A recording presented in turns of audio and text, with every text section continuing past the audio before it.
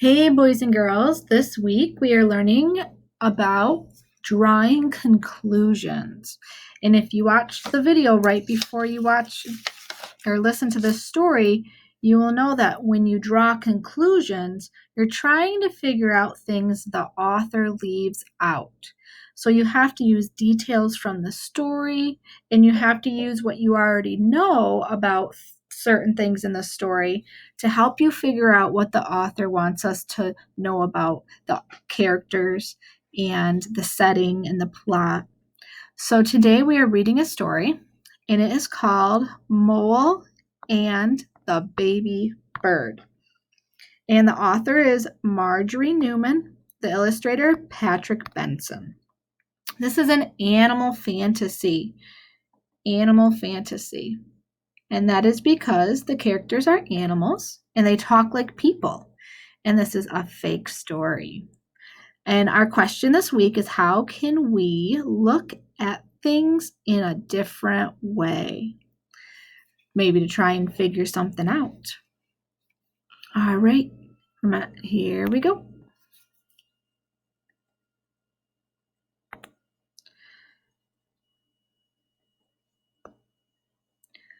Okie dokie. Mole found a baby bird. It had fallen out of its nest. Mole waited and waited, but no big bird came to help it. So Mole took the baby bird home.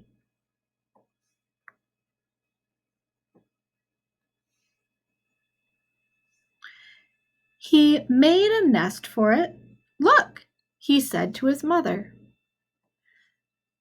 Now think about, who are the characters in the story? So far, I see Mole, and there is a baby bird. And think about the setting of the story. Where is the story taking place?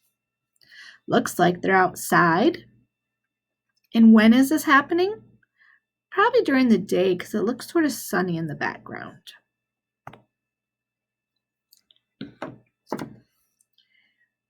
All right.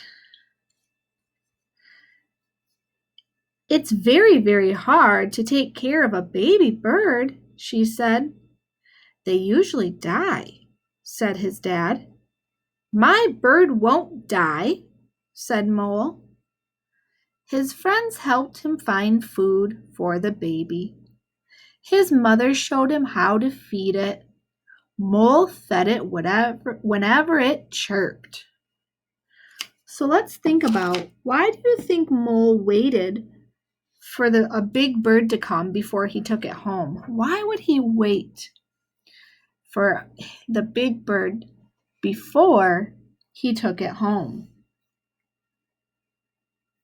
Maybe he knew that a big bird would know how to help the baby bird, because he's a mole, so he doesn't know a lot of things about birds, right? So he was hoping that the bird would come back because that bird would know how to take care of a baby. Now we've added some more characters to the story. We have the mole's mom and the mole's dad, and then we have his friends. Looks like a rabbit, maybe a badger back there, and another bird. So those are the new characters in the story. And then look at the setting. Right here, they are in his house. Here we go. And the baby bird didn't die. It grew. It's my pet bird, said Mole. It's not a pet bird. It's a wild bird, said his mother. The bird fluttered its wings. Your bird is trying to fly, said the mother. No, cried Mole. It mustn't fly. Why doesn't Mole want the baby bird to fly? Think about it. Use the clues from the text to figure out why he would not want the baby bird to fly. I found a clue. Right here it said, it's my pet bird, said Mole. So because he thinks that this is his pet, he doesn't want that pet to fly away. It's his friend now. So that's why he doesn't want it to fly, because he wants to keep that baby bird as his own pet.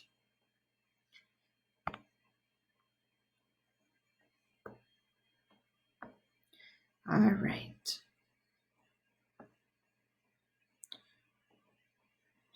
Mole found some wood and some nails.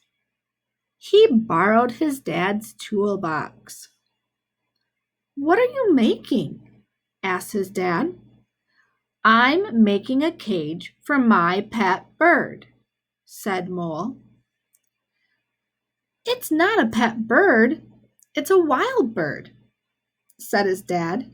"You should let it fly." "No!" cried Mole.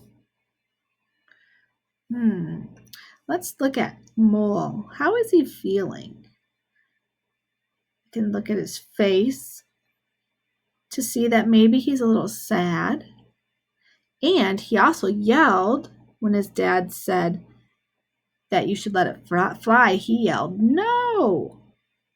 So I can tell he's frustrated or he's sad because of his face and how he cried no to his father. How can you tell that this is an animal fantasy? Are there any clues? Do you see things that these animals are doing that they don't usually do in real life? How about the father drinking coffee? What else? How about the little mole making a bird's nest, getting tools? I see a broom back here. We know that animals don't sweep, right? So there's lots of things that tell us that this is a fantasy.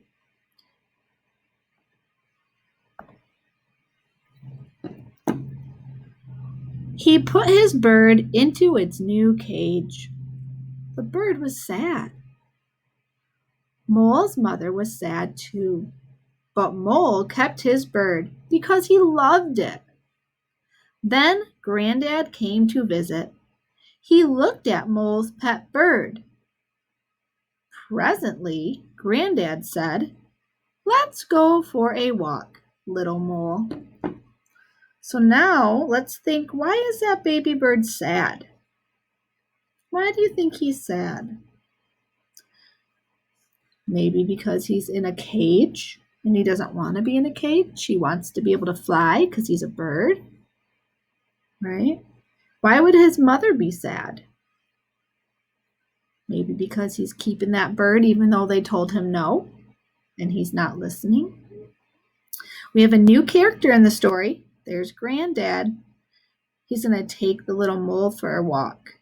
I wonder what he's going to do or say. Maybe he'll convince him that he shouldn't keep that baby bird.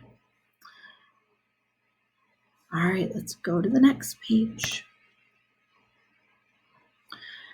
Granddad took Mole to the top of a high hill. Mole looked down at the trees far below.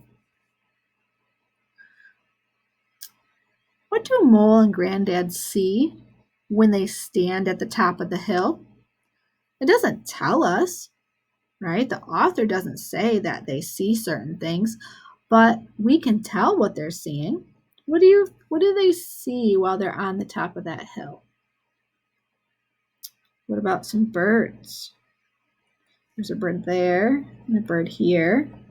There's some birds over here. See a horse, another horse, and a man over here. Oh, there's another bird. So why do you think Granddad brought Mole to this hill? Maybe to see how these birds are free and they're flying and they enjoy flying and not being trapped in a cage. Maybe he wants him to see the trees and the other animals out there enjoying their life and not being trapped in a cage. All right, let's go to the next page.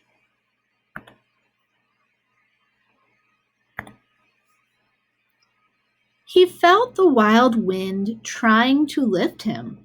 Whee! I'm flying, cried Mole. Nearly, said Granddad. When Mole got home, he looked at his bird. It was sitting very still in its cage in Mole's dark underground room. Birds are meant to fly, said Mole. So did Mole like feeling the wind trying to lift him? What do you think? Did he like that? I see he's smiling.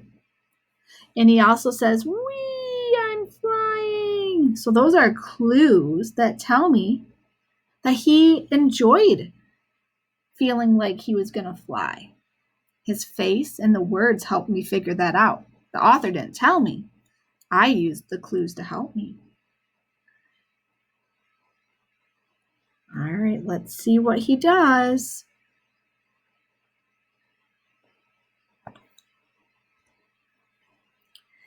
He opened the cage door and he let his bird fly away because he loved it.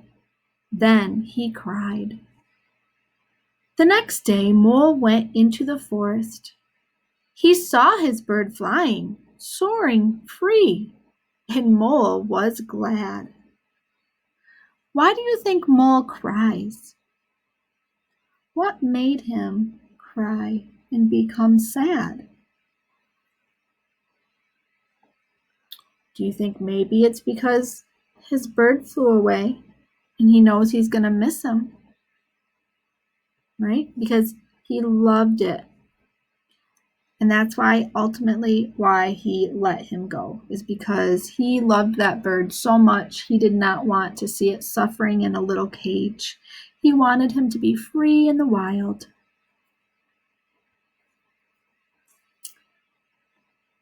All right. And I think that is the end.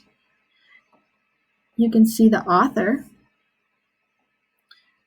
Marjorie Newman, and the illustrator, Patrick Benson.